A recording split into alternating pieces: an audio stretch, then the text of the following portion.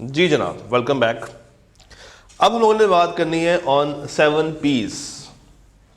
दो कॉन्सेप्ट्स हैं, एक है 7 P एंड एक हम कहते हैं 4 P's।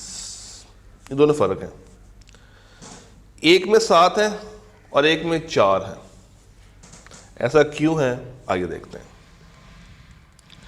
सबसे पहले 7P के अंदर हमारे पास आता है product,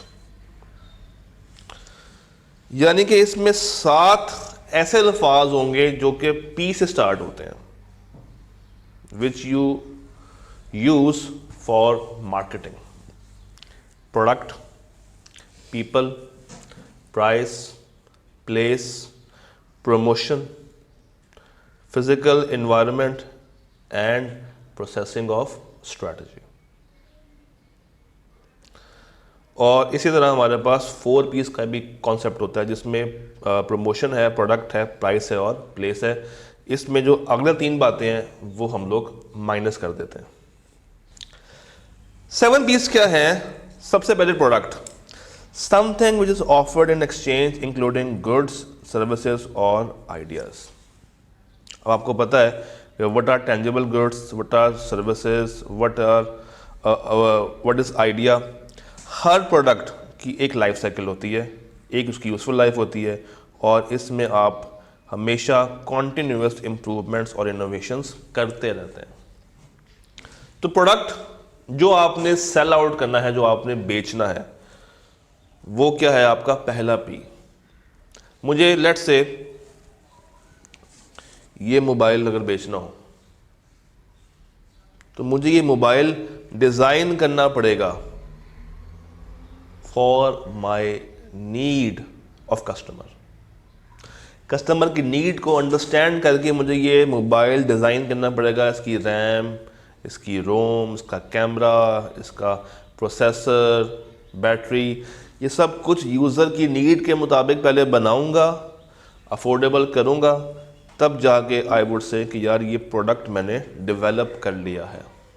that can be a good, that can be a service, or that can be an idea.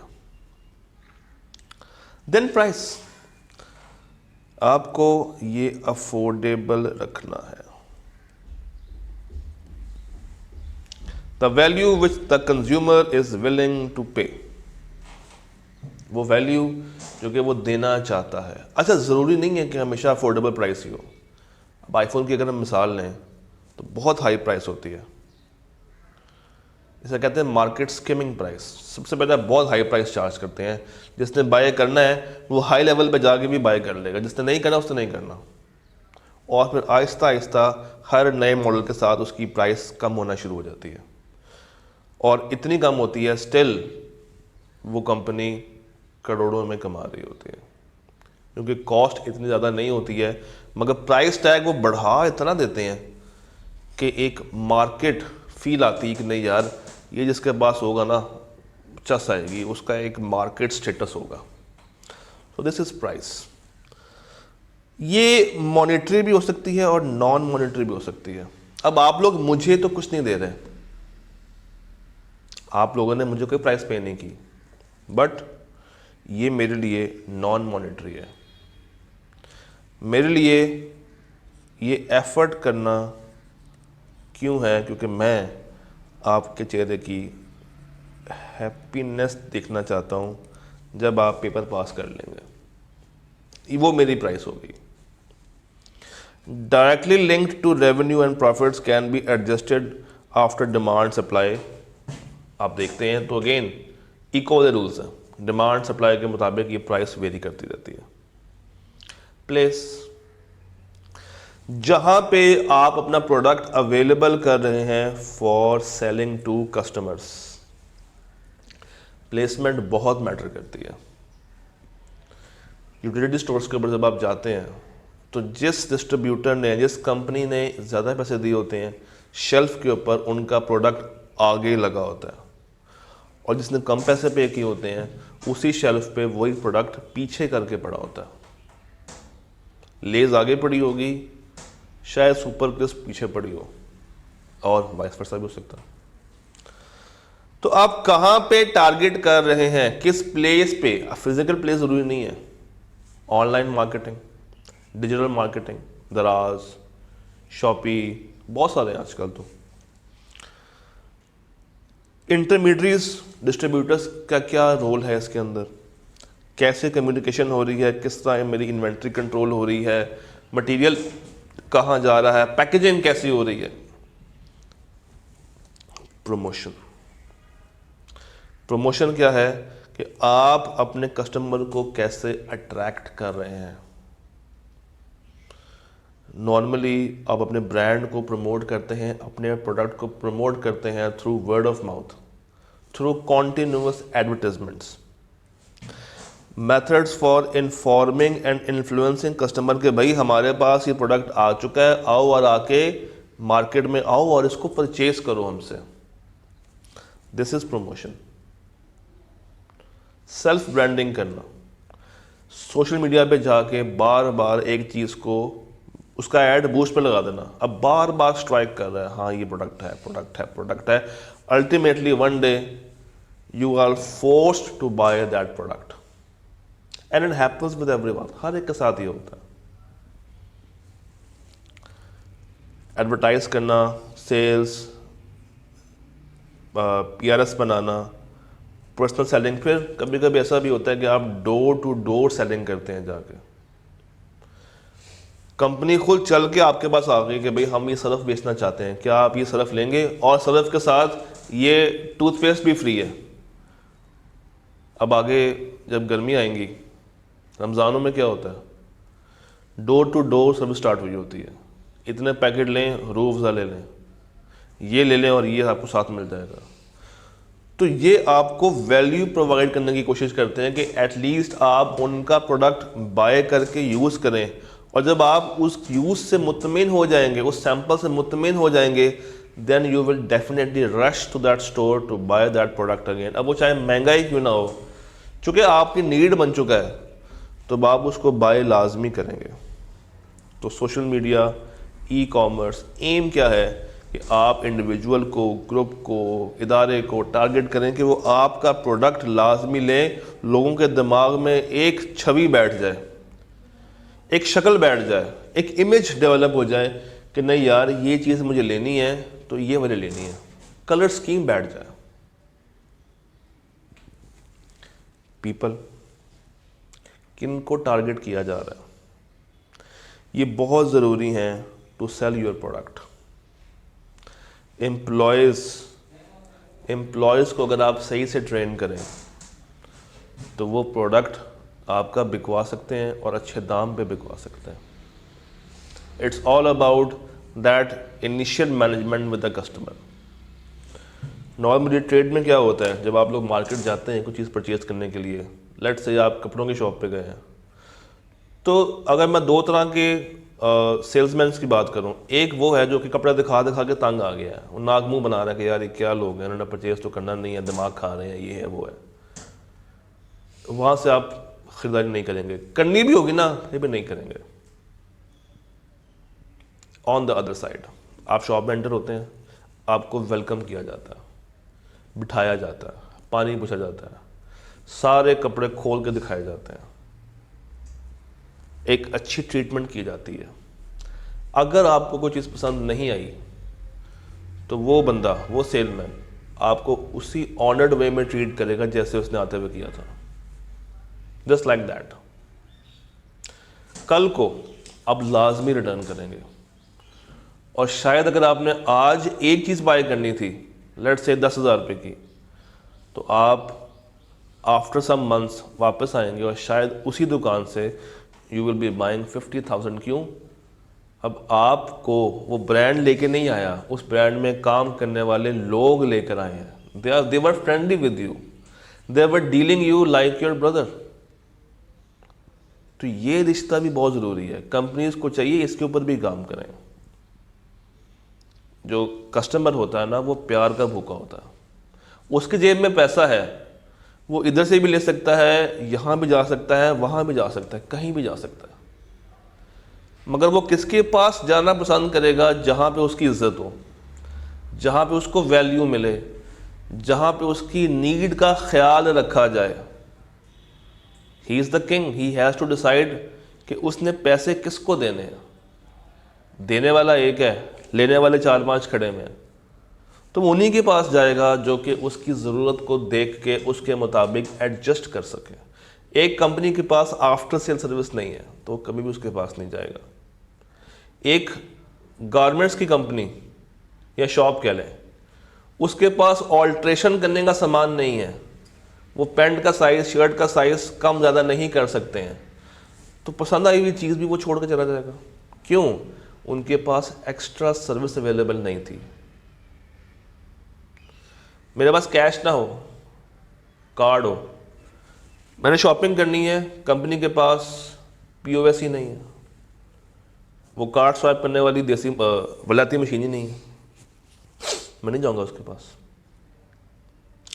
एक टीचर से पढ़ना है, फिजिकल पॉसिबल नहीं है, ऑनलाइन कॉलेज के पास नहीं है, I have to switch. Customer king है भाई, कस्टमर के पास पैसा है, जिसके पास पैसा है वो पैसा फेंकता है और तमाशा देखता है।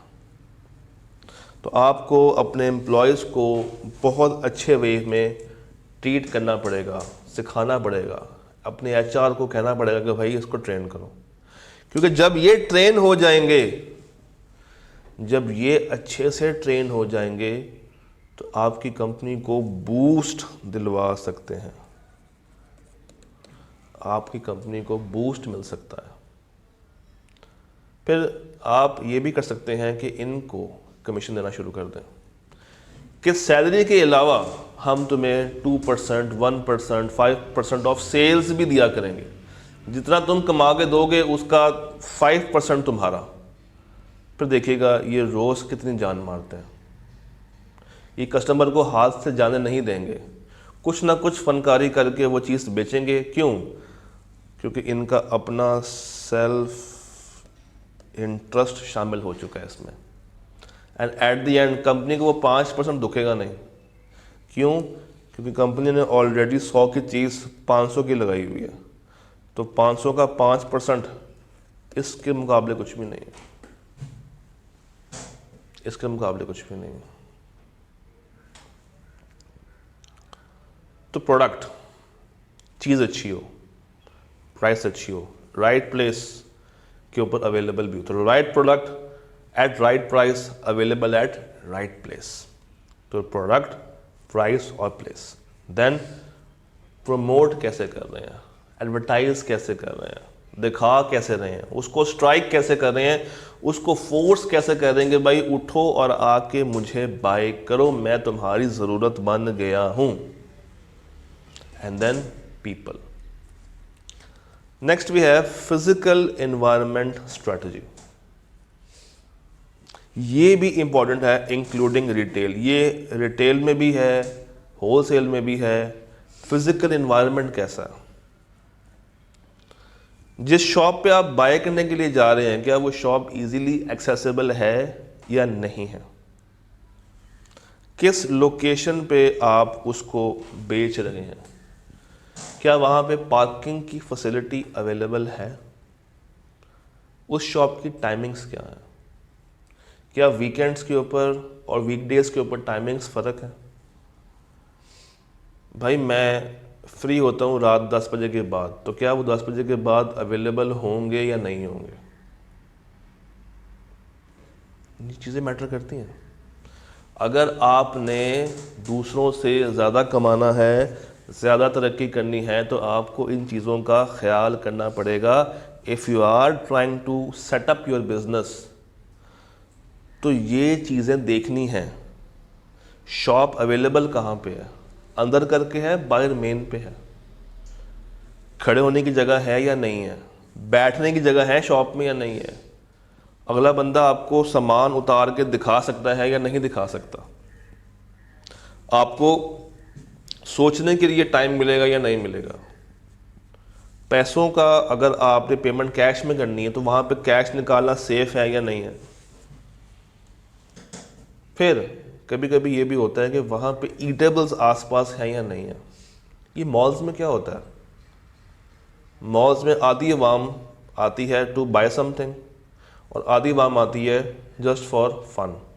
मगर वो जस्ट फॉर फन वाले भी जब मॉल से बाहर निकलते हैं तो उनके हाथ में कुछ ना कुछ लाजमी होता है, और अगर कुछ ना भी हो तो वो कुछ खाई पी बगैर तो बाहर नहीं आएंगे, या एटलीस्ट अगर वो बहुत ही वेले हैं तो वो या अम्यूज़मेंट वाला जो एरिया होता है वहाँ से होकर आएंगे, या उसका काउंटर मूवीज़ देख कर आएंगे। तो मॉल्स कैसे कमाते हैं? आपने अगर कभी गौर किया हो तो किसी भी शॉपिंग मॉल में घड़ी नहीं होती। वाई? सोचिएगा। शॉपिंग मॉल्स में आपको घड़ी नज़र नहीं आएगी, किसी भी दीवार पे घड़ी नज़र नहीं आएगी, इवन शॉप के अंदर भी घड़ियाँ नहीं होती हैं। द रीज़न बिहाइंड दिस कि बार बार जब आपको टाइम दिखाया जाए ना तो आपको लगेगा यार बहुत देर हो गई, अब मुझे जाना चाहिए। वो आपको वहाँ से जाने नहीं देना चाहते हैं, वो चाहते हैं कि आप वहाँ पे रहें। जितना टाइम आप वहाँ पे सरवाइव कर जाएंगे उतनी ही ज़्यादा अपॉर्चुनिटी होगी टू अर्न। कुछ ना कुछ आपको लाजमी पसंद आएगा। तो ये है फिजिकल एनवायरनमेंट स्ट्रेटजी कि आपकी शॉप, आपकी कंपनी, आपकी ऑर्गेनाइजेशन कहाँ पर है, किस हालात में है, आवाम वहाँ तक पहुँच सकती है नहीं, फिर ऑनलाइनली अवेलेबल है या नहीं है, क्या आपने उसको डिजिटलाइज किया या नहीं किया। भाई फिजिकल नहीं आ सकता हूँ, मगर रात 11 बजे जब मैं फ्री हो रहा हूँ काम से तो क्या मैं ऑनलाइन ऑर्डर करवा सकता हूँ या नहीं, ये भी बहुत ज़रूरी है। और आजकल तकरीबन सारे ही इदारे 24/7 ऑनलाइन अवेलेबल होना शुरू हो गए हैं बिकॉज ऑफ इंक्रीज्ड कंपटीशन। जितना ज़्यादा कंपटीशन बढ़ चुका है, ये इदारे अब हंगरी हैं for more and more and more revenue. Then processing strategy, आप कितने टाइम में सब कुछ कर लेते हैं? What's your average time to fulfil one order? Customer के पास अब टाइम नहीं है, वो जल्दी से जाके जल्दी से वापस आना चाहता है, वो टाइम से आगे भाग रहा है। तो अगर आप स्लो हैं, भाई कस्टमर आया है, फिर माल पैक हो रहा है, फिर बिल्टी होगा, फिर ट्रैक करेंगे, ये करेंगे, वो करेंगे, वो टाइम टेकिंग है। He wants quick response. जितना क्विक रिस्पॉन्स आप उसको दे पाएंगे, जितना ही आपका प्रोसेस तेज़ होगा, आपकी चीज़ ज़्यादा बिकेगी। मैं एक मिसाल आपको दे देता हूँ। यही क्लास हमारी, आपने कुछ पे नहीं किया, लेट्स से हम प्रोवाइड कर रहे हैं, ग्रुप के अंदर शोर मच जाता है, लेक्चर नहीं आया आज का, लेक्चर कहाँ है आज का, लेक्चर चाहिए हमें आज का। भाई उसके पीछे प्रोसेसिंग पे टाइम लगता है। This is processing strategy. हम जितना एफिशिएंट वे में बना के आपको दे देंगे, जितने कम टाइम में मैं रिकॉर्ड करके इनको दे दूंगा, उनको टाइम ज़्यादा मिल जाएगा प्रोसेस करने का, जिसका मतलब ये है कि आपको वो लेक्चर जल्दी मिल जाएगा। This is processing strategy. Customers को हम ऐसे भी रिटेन कर सकते हैं अपने पास कि आप जो उनको सर्विस प्रोवाइड कर रहे हैं उसमें तेज़ी हो, टाइम टेकिंग ना हो। क्योंकि आज आप लोगों ने 36,000 काम करने होते हैं, जिसमें से एक काम ये पढ़ना पढ़ाना भी है। यही चीज़ें अगेन डिस्कस होती हैं marketing mix in the form of 4 P's। Promotion आप कैसे करेंगे? Through advertisements, through direct marketing, through public relations, place, channels, location, transport, pricing strategy, discounts देने हैं, रिटर्न्स देने हैं, नहीं देने हैं, अलाउंसेस कितने हैं, फिर फीचर्स, प्रोडक्ट के क्वालिटी, ब्रांडिंग, पैकेजिंग, ये सारी बातें चाहे 7 P's हों चाहे 4 P's हों, हम लोग कवर कर चुके हैं। उसके बाद हमारे पास आता है एक मॉडल, लाइफ साइकिल मॉडल। आपको पता है कि हर इंसान की भी एक लाइफ साइकिल होती है। इंसान पहले पैदा होता है, ग्रो करना शुरू करता है, एक टाइम आता है कि वो मैच्योर हो जाता है, और फिर आहिस्ता आहिस्ता उसकी सेहत गिरनी शुरू होती है, और एक टाइम पे आके वो उसकी डेथ हो जाती है। इसी तरह प्रोडक्ट्स के अंदर भी same features, same cycle available है। हर प्रोडक्ट पहले इंट्रोडक्शन के फेज में आती है, ग्रो होना शुरू होती है, टेक ऑफ करती है, ग्रो होना शुरू हो रही है, दिस इज ग्रोथ फेज। इस पॉइंट पे आके आहिस्ता आहिस्ता मैच्योरिटी की तरफ जाती है, आहिस्ता आहिस्ता मैच्योरिटी की तरफ जा रही है। यानी कि इस पॉइंट पे लोगों को उसका पता चल गया है, and a point will come जब वो सैचुरेट होके डिक्लाइन होना शुरू हो जाएगी, गिरना शुरू हो जाएगी। मगर आप इस पॉइंट से डिक्लाइन में जाने तक इसको बचा सकते हैं। कैसे? उसमें मज़ीद से मज़ीद वैल्यूज़ ऐड करके, उसमें मज़ीद से मज़ीद नई जिद्दत ऐड करके, उसको रीब्रांड करके, डिफ्रेंशिएट करके, नई वैल्यूज़ ऐड करके आप उसको रोक सकते हैं to enter into declining phase.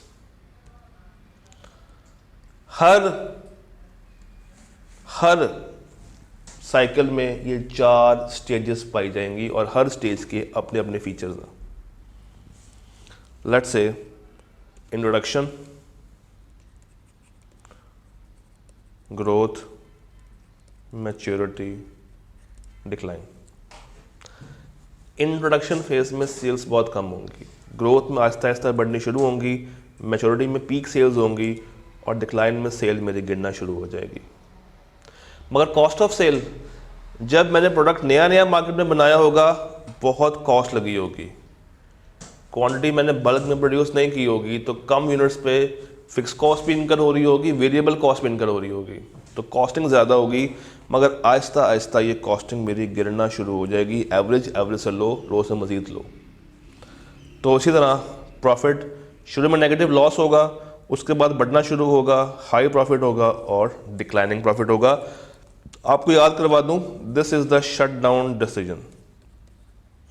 अगर आप लोग इको साथ पढ़ रहे हैं तो कस्टमर्स, शुरू में लोग आप पे ट्रस्ट करना चाहते हैं, ट्रस्ट डेवलप करने की कोशिश कर रहे होंगे, नए कस्टमर्स आपको ज्वाइन करेंगे, इनोवेट, वो कस्टमर्स बेसिकली इनोवेशन ट्राई करने जा रहे हैं कि भाई अगर मैं ये वाली चीज़ खरीदता हूँ तो इस पे मुझे क्या एडेड फ़ायदा मिल जाएगा, तो वो बतौर इनोवेशंस आपके पास आएंगे। फिर आहिस्ता आहिस्ता वो अडॉप्ट करेंगे, मेजॉरिटी में आएंगे और थक जाएंगे, लगार्ड हो जाएंगे। कंपैरेटर्स शुरू में बहुत कम होंगे, मगर जब आप ग्रो कर रहे हैं तो वो भी ग्रो करेंगे, यहाँ पर आके बराबर हो जाएंगे एंड देन गिरना शुरू हो जाएंगे, जस्ट लाइक यू। तो इंट्रो में मेरा ऑब्जेक्टिव क्या है कि मैंने प्रोडक्ट की अवेयरनेस बनानी है। ये इंट्रो है, ये ग्रोथ है, ये मैच्योरिटी है, ये डिक्लाइन है। तो इंट्रो के अंदर मेरा ऑब्जेक्टिव क्या है कि मैंने अवेयरनेस देनी है। यहाँ पे ऑपरेटिंग कॉस्ट, मार्केटिंग कॉस्ट और एडवर्टाइजिंग कॉस्ट बहुत लगेगी। प्रोडक्ट मेरा बहुत बेसिक होगा, प्राइस इतनी ज़्यादा नहीं होगी, मैंने मार्जिनल प्रॉफिट ऐड किया होगा, प्रमोट करना पड़ेगा, मुझे हैवी सेल्स करनी पड़ेंगी, हैवी सेल्स डिस्काउंट देने पड़ेंगे और अर्ली अडॉप्टर्स को टारगेट करना पड़ेगा, इनोवेटर्स को बुलाना पड़ेगा। आहिस्ता आहिस्ता जब वो ग्रो कर रही है, ऑब्जेक्टिव क्या है कि अब मुझे मार्केट का शेयर पकड़ना है, मेरा खर्चा बढ़ेगा, मुझे मज़ीद पैसों की ज़रूरत पड़ेगी, प्रोडक्ट को एक्सटेंड करना है। प्राइस पेनिट्रेशन और प्राइस स्किमिंग, ये 2 डिफरेंट वर्ड्स हैं। प्राइस पेनिट्रेशन कहते हैं कि आप इतनी कम प्राइस चार्ज करें कि मार्केट में घुस के शेयर हासिल कर लें, एंड प्राइस स्किमिंग कहते हैं कि आप शुरू में हाई प्राइस चार्ज कर लें, जिन्होंने बाय करना है उन्होंने बाय लाजमी करना है, और आहिस्ता आहिस्ता ये प्राइस कम करें ताकि दूसरों को ज़्यादा परेशानी का सामना ना करना पड़े। प्रमोशन आप यहाँ पे कम करेंगे। जब आप मैच्योर होते हैं तो प्रॉफिट मैक्सिमाइज हो रहा है, कॉस्ट आहिस्ता आहिस्ता कम होनी शुरू होती है, ब्रांड बन जाता है आपका प्रोडक्ट, लोग प्राइस को या मैच करेंगे या बीट करेंगे और कस्टमर्स अब आपके ब्रांड को पसंद करेंगे। But when you are declining तो ये सारी चीज़ें गिरना शुरू हो जाएंगी, आप प्राइस भी गिरा रहे होंगे, आप अपने ब्रांड की वैल्यू भी गिरती हुई देख रहे होंगे, फेज आउट हो रहे होंगे, शट डाउन के बारे में फैसला कर रहे होंगे। तो ये सारी स्ट्रैटेजीज आपने देख लेनी है।